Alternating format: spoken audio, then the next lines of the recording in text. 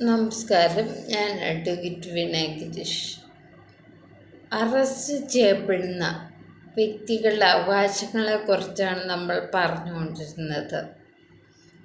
അറസ്റ്റിലാക്കപ്പെടുന്ന ഒരു വ്യക്തിക്ക് ട്രയൽ ചെയ്യാൻ അത് ജസ്റ്റ് ഫെയർ ആൻഡ് റീസണബിൾ ആയിരിക്കണം. നീതിയുക്തവും ന്യായയുക്തമായ ഒരു ട്രയലിനെ അറസ്റ്റിലാക്കപ്പെടുന്ന വ്യക്തിക്ക് അവകാശമുണ്ട്. അതിൽ അയാൾക്ക് നിശബ്ദനായിട്ടിരിക്കാം,